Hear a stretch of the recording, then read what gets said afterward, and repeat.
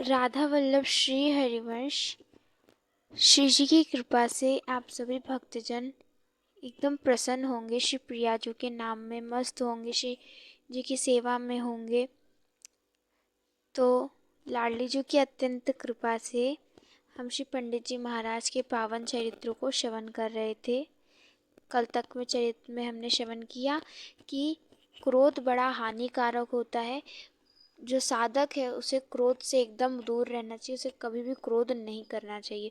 उड़िया बाबा जी कहते थे क्रोध करने से जो साधक है उसका 1 महीने का जो भजन है वो उसमें हानि हो जाती है। इसलिए हम साधकों को क्रोध नहीं करना चाहिए। तो अब हम एक प्रसंग श्रवण करते हैं, जिस प्रसंग से हमें पता चलेगा कि जो ब्रज की लता पताएं हैं, वृक्ष हैं, पेड़ हैं, वो कोई साधारण पेड़ या फिर लताएं नहीं हैं। वो सच में संत महात्मा महापुरुष हैं जो वृक्ष बन के साधनाएं कर रहे हैं। तो श्रीधाम वृंदावन में गोवर्धन में उस वक्त वहाँ पे थाना था जिसके थानेदार थे। वो थानेदार बड़े ही ईमानदार, वो कभी किसी से रिश्वत नहीं लेते थे और ना ही किसी बड़े अधिकारी को कभी रिश्वत देते थे। उनका बड़ा सहज स्वभाव था। अगर उनके यहाँ कोई बड़ा अफसर या फिर बड़ा अधिकारी आता था तो वो उसे खाने में पूछते थे, तो भुना हुआ चना, रेवड़ी और आदि आदि यही सब पूछते थे, क्योंकि वो कभी ऐसा धन तो कमाते नहीं थे जो खराब हो। मेहनत से कमाते थे, जो उन्हें मिलता था उसी हिसाब से वो देते थे। तो वे एक बार क्या हुआ, वे रात्रि में सो रहे थे, वही थानेदार सो रहे थे, तो उन्हें स्वप्न में आया कि एक बहुत ही सुंदर और उनकी सफ़ेद दाढ़ी है उन महापुरुष की, वो महापुरुष उनके सपने में प्रकट होते हैं। जब प्रकट हुए उनका हाथ जुड़ा हुआ था और कह रहे हैं कि हे दरोगा जी, मुझे बचा लो, मुझे बचा लो। अब उनको लगा कि इतने महापुरुष ऐसा क्यों। उन्होंने पूछा क्या हुआ, तो वो कहते हैं कि मैं ब्रज में एक वृक्ष बन के वास कर रहा हूँ, यहाँ वृंदावन में वास कर रहा हूँ और यहाँ अपनी साधना कर रहा हूँ, परंतु मैं क्या करूँ, तुम ही मुझे बचा सकते हो। यहाँ पे एक किराएदार है जो मुझे 5 रुपए के अंदर बेच रहा है, और दोनों का नाम बता दिया, किराएदार का और जो बेचने वाला, और कहते हैं कि वो अगले दिन मुझे काट ले जाएंगे, मुझे काट देंगे वृक्ष को। तो दरोगा जी से कह रहे हैं कि आप कुछ करो, बचाओ। तो दरोगा जी की कुछ देर में आंखें खुलती है, तो जैसा उन्होंने बताया था कि जहाँ वृक्ष है वो वृक्ष में पहुँचे और जो किराएदार से उनसे बात की और जो पूछा किराएदार का नाम और जिसको बेच रहे हैं, तो जो दोनों थे दोनों के ही नाम मिल गए। जो उनको जो संत महाराज दर्शन दिए थे उन दोनों के नाम मिल गए। तो फिर उन्होंने, जो उनके जेब थी उसमें 5 रुपए थे, उन्होंने 5 रुपए दे के कहा कि अब आप इसे मत कटने दीजिएगा, मैंने आपको पहले से ही आपकी जो धन राशि थी दे दी। तो इस प्रकार उन दरोगा जी ने ऐसा महापाप होने से बचा लिया, क्योंकि उसमें जो महापुरुष है वो वास कर रहे हैं वृंदावन का और साधना कर रहे हैं। तो ब्रज के वृक्षों को कभी भी तोड़ना, उन्हें हानि पहुंचाना नहीं चाहिए। तो ये पूरा प्रसंग जो थानेदार थे वो अगले दिन श्री पंडित जी महाराज अपने पूज्य महाराज जी को सुनाए। जब पूज्य महाराज यानी श्री पंडित जी महाराज ने जब सुना तो वे कहे कि आप बड़े कृपा पात्र हैं, बड़े धन्यवाद पात्र हैं, क्योंकि ऐसा कार्य आपने किया। पहले तो आपने उनकी रक्षा की और इस महापाप को रोक दिया, और उन महापुरुष का उनकी साधना चलती रहेगी, बड़ी कृपा है, ऐसा श्री पंडित जी बताए। इसी उदाहरण को देकर श्री पंडित जी सभी जो साधक जन उन्हें बताते थे कि ब्रज की लता पताओं को तोड़ना, कष्ट पहुंचाना बिल्कुल नहीं चाहिए। कई बार क्या होता था, श्री पंडित जी दातून करते थे तो भक्तजन कहते थे कि पंडित जी मैं आपके लिए दातून तोड़ लाता हूँ। तो पंडित जी कहते थे नहीं नहीं, आप लोग दातून ना तोड़िए, क्योंकि अगर तुम लोग दातून तोड़ोगे तो ब्रज की कोई पेड़ से तोड़ लाओगे और उन्हें कष्ट पहुंचेगा। इससे अच्छा है कि मैं ही जाकर ब्रज से बाहर दातून तोड़।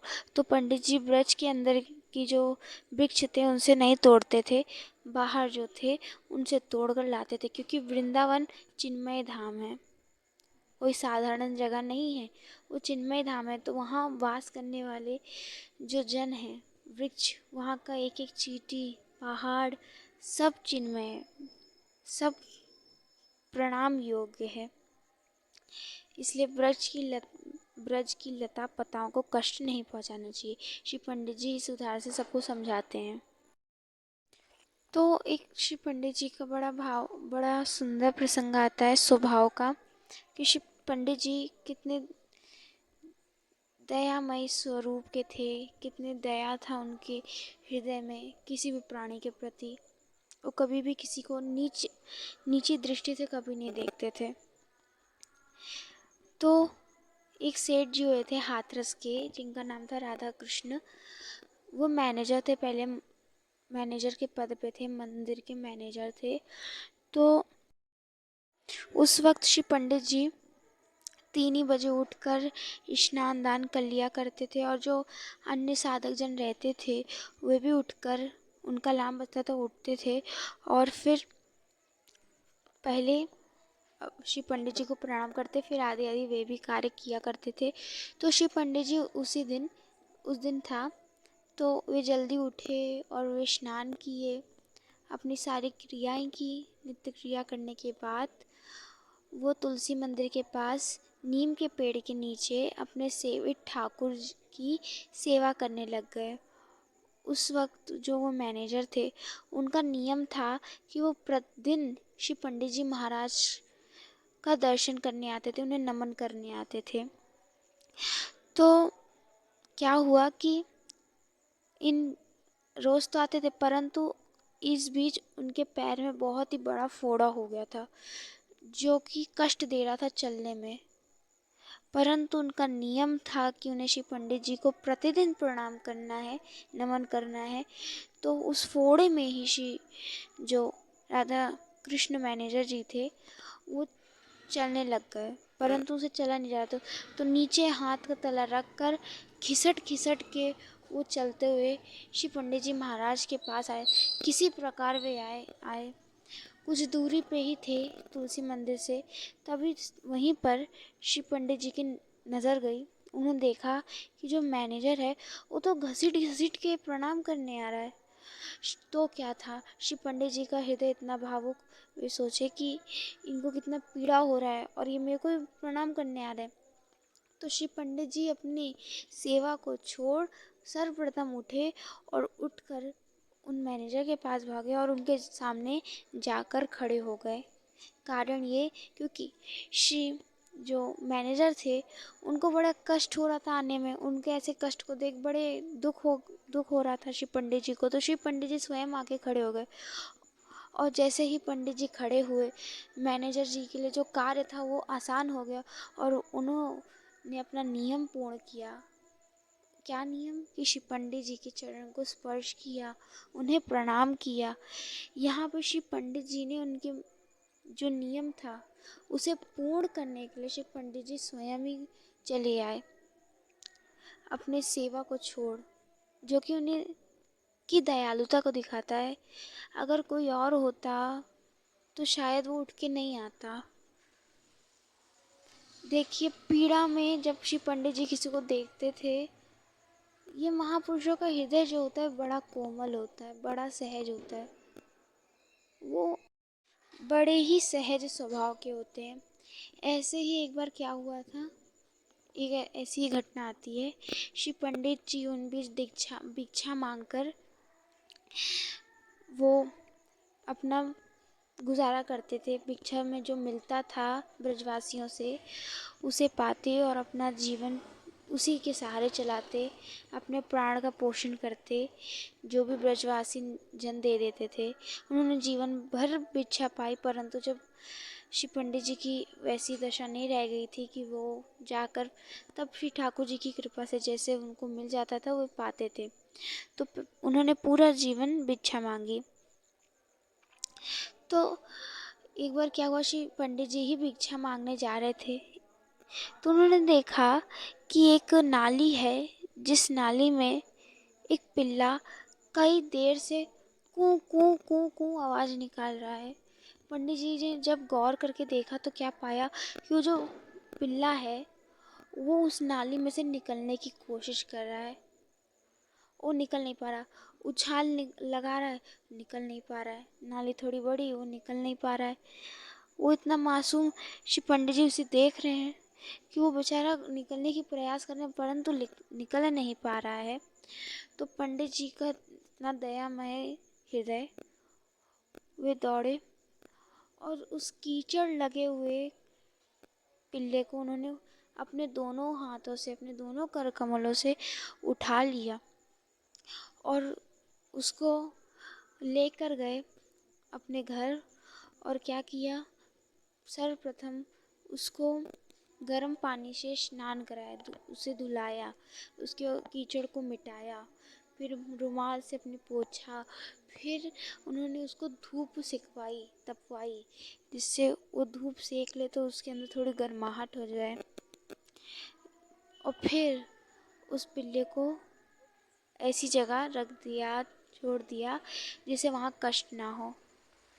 तो श्री पंडित जी महाराज ने भिक्षा लेने से पहले ये सारा कार्य किया, उस पिल्ले की सहायता की। फिर भिक्षा लेने को गए, वहाँ भिक्षा लेकर आए, फिर आए, पाया भिक्षा को, और जो बचा हुआ था, जो मिला था श्री पंडित जी को, वो उस पिल्ले को भी खिलाया, क्योंकि पता नहीं था उसकी जो माँ है, यानी वो कुतिया कहाँ है, वो तो पंडित जी को नहीं पता था, क्योंकि पिल्ले को तो उसकी माँ ही पोषण करती है।